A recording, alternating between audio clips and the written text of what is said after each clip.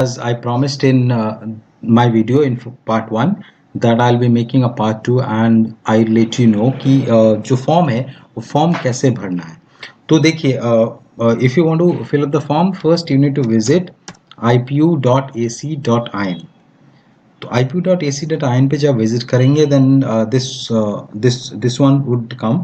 आप यहाँ पे क्लिक करके यहाँ पे भी ऑनलाइन एडमिशंस पे क्लिक कर सकते हैं, या आप यहाँ पे जो आपको दिख रहा है यहाँ पे भी क्लिक कर सकते हैं। Once and prior to that मैं बोलूँगा कि एडमिशन ब्रोशर जो है उसको अच्छे ध्यान से पढ़िएगा, because there are nitty-gritties which has been explain. आपके रिजर्वेशंस के बारे में, एलिजिबिलिटी के बारे में सब कुछ एक्सप्लेन किया हुआ है, जो कि मैं वीडियो बनाऊंगा और आपको बताऊंगा भी, but still please go through this admission brochure before proceeding. उसके बाद आप क्लिक कर लीजिएगा ऑनलाइन एडमिशंस पे। जब भी क्लिक करेंगे you will be having this page. इस पे सारे जो मोटा मोटा चीज़ें हैं वो लिखा हुआ है, like important dates. Opening date जो है 3 March, they have been form fill up has been started and it would be available till 31 March.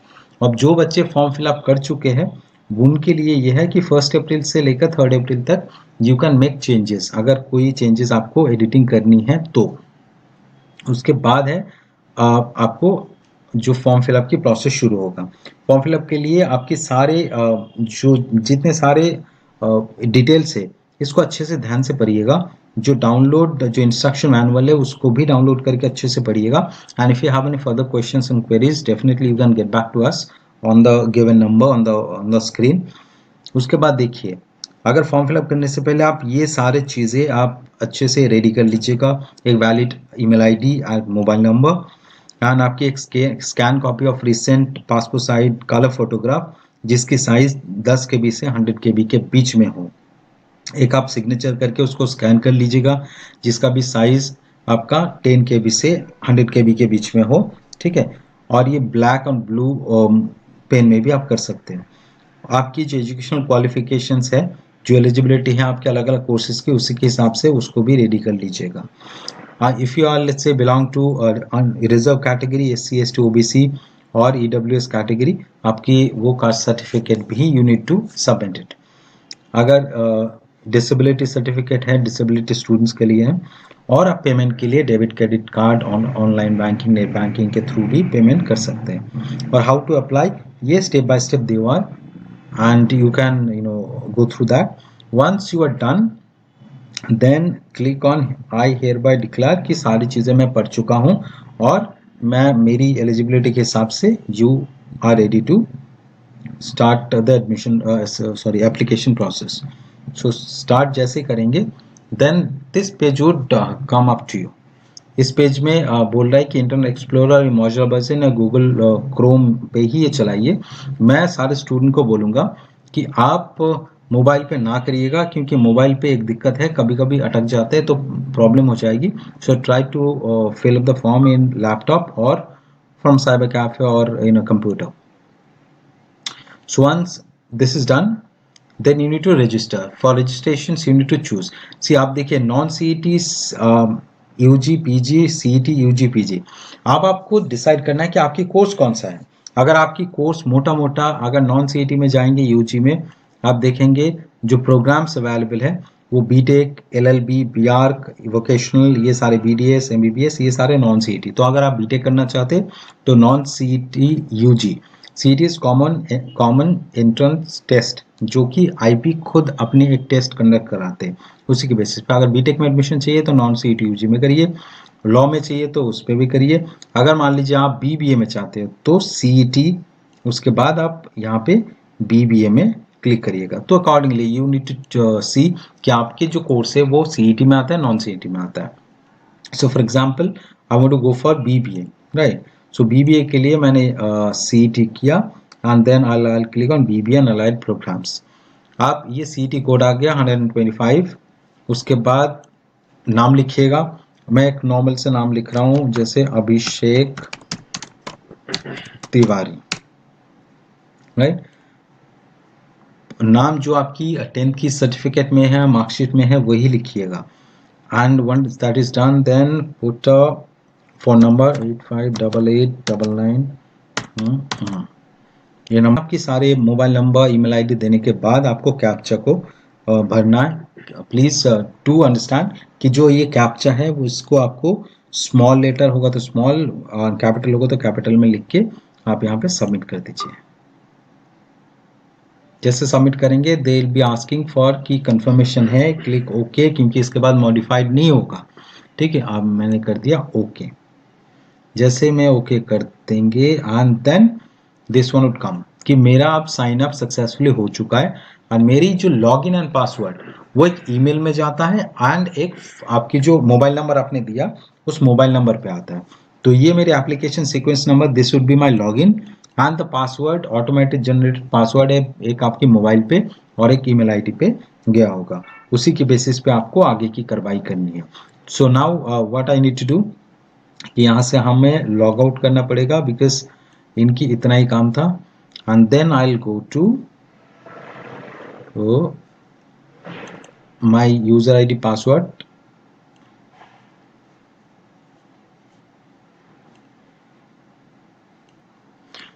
So now दोबारा हम क्या करेंगे, वही वाले पेज पे जाएंगे and now we have signed up, तो हम क्लिक करेंगे ऑलरेडी रजिस्टर कैंडिडेट और उसके बाद देखिए हमारे पास आ गए यूजर आईडी।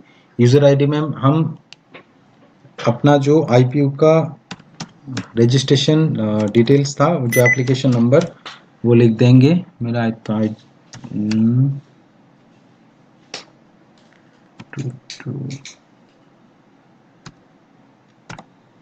ठीक है। और पासवर्ड, फिर जो पासवर्ड आपके मोबाइल नंबर पे आया है वो पासवर्ड आपको लिखना है, वो डिजिटल नंबर होता है नॉर्मली, मैंने लिख दिया and I have logged in. एक बार सक्सेसफुली लॉग इन हो गया, मेरा एप्लीकेशन सीक्वेंस नंबर मेरे पास आ चुका है।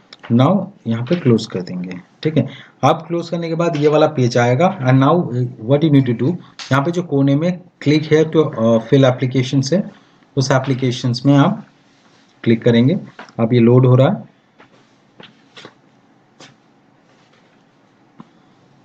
यहाँ पे again eligibility, personal details, qualifications and declarations, ये 4 चीजें आपको भरना है। फर्स्ट देखिए, जो एप्लीकेशन सीक्वेंस नंबर है ऑलरेडी आपकी प्रोग्राम ये सारे मैंने भर चुका था। नाउ टेस्ट सेंटर के लिए जो भी टेस्ट सेंटर आप चुनना चाहते हो वो आसपास के टेस्ट सेंटर आपको देखना है। फर्स्ट जो जहाँ पे आप रहते हैं उसके आसपास का दीजिएगा फर्स्ट प्रेफरेंस। तो दिल्ली एनसीआर 4 ऑप्शंस हमारे पास होता है, तो 4 ऑप्शंस देना पड़ेगा आपको। Then Lucknow, then Chandigarh and then Jaipur.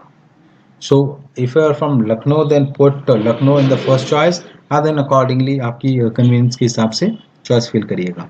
Gender, male, category, category में देखिए unreserved मतलब general category, अगर EWS है, लेकिन EWS select करने से पहले आप जान लीजिए EWS category है वो सिर्फ गवर्नमेंट आईपी के अंडर जो गवर्नमेंट कॉलेज है उसमें ही अप्लीकेबल होगा, प्राइवेट कॉलेजेस में EWS कैटेगरी अप्लीकेबल नहीं होगा। ठीक है, सो अनरिजर्व। और उसके बाद अपना डेट ऑफ बर्थ लिखिएगा। डेट ऑफ बर्थ के लिए आप ऐसे करिएगा, जैसे आपकी यहाँ पे क्लिक करेंगे, जैसे 2000 मान लीजिए, जनवरी में आपकी जन्म है 6 तारीख, so this way. And are you physically handicapped, अगर येस है तो येस, नो होगा तो no. Are you eligible for army quota, अगर आपके पेरेंट्स आर्मी में हैं, आर्मी कोटा के लिए एलिजिबल है तो yes, otherwise no. Are you dependent of defence background, अगर आपकी कोई भी डिफेंस बैकग्राउंड से आपके माता पिताजी है तो उस हिसाब से आप करिएगा। And then select the exam passed, this is very very important. आप दिल्ली से अपना 12th पास किए या आउटसाइड दिल्ली से 12th पास किया वो आपको मेंशन करना जरूरी है, क्योंकि this way it would create कि आप रिजर्वेशंस आपको 85% दिल्ली कैटेगरी की मिलेगी या आउटसाइड दिल्ली की कैटेगरी की आपको मिलेगी। So accordingly you can choose, अगर आपकी 12th दिल्ली से है तो Delhi. Now where are you originally domicile, in the state of Jammu and Kashmir, अगर येस है तो येस, अदरवाइज नो। जब एक पेज हो जाता है देन सेव एंड नेक्स्ट। ठीक है, अब आपकी जो पर्सनल डिटेल्स देना है आपको, आपकी फादर नेम, ये कॉन्टैक्ट डिटेल्स, ये सारे भरना है। ठीक है, इतने सारे एक्चुअली इतने लंबे वीडियो बना नहीं पाएंगे। तो आप जैसे ये आप once you will do this and then आपके पास क्वालिफिकेशंस डिटेल्स आपको भरना पड़ेगा, and if you are done with that then you be here for declaration. Declarations जो डॉक्यूमेंट है, ठीक है, update your recent passport size photograph, वो अपडेट करना है आपको, सिग्नेचर अपडेट करना है, और देन डिक्लेरेशंस यहाँ पे करेंगे, आई एग्री करेंगे एंड देन सबमिट हो जाएगा। टोटल फीस जो आपको डिपॉजिट करना है वो 1200 रुपये डिपॉजिट करना है। तो डिक्लेरेशंस पे क्लिक करने के बाद आपके पास वो ऑप्शंस अवेलेबल होगा कि आप पेमेंट कर दीजिए। जब तक पेमेंट नहीं करेंगे, क्या होता है कि यहाँ पे बहुत सारे बच्चे गलती कर लेते हैं कि अपने फॉर्म सबमिट हो जाते उसके बाद पेमेंट नहीं करते। लास्ट ईयर हमारे पास 2-3 पेरेंट्स ऐसे आए थे लास्ट मोमेंट पे, जिनकी रैंकिंग जेईई मेंस में अराउंड 70,000 था, 50,000 था, बट बिकॉज ऑफ दैट कि उन्होंने एप्लीकेशन फॉर्म भर दिया था but they did not make the payment, because of that they could not participate in counseling process. बहुत ही दुख की बात है, but that has happened. So I don't want that to happen with any of you. तो अगर आपको specialise guide चाहिए then आप हमारे जो पेड काउंसलिंग ऑप्शन है वो ले सकते हैं। आपकी फॉर्म फिलअप से लेकर every single thing would be taken care of by us till your admission और एलोकेशन ऑफ कॉलेज हैपेंस।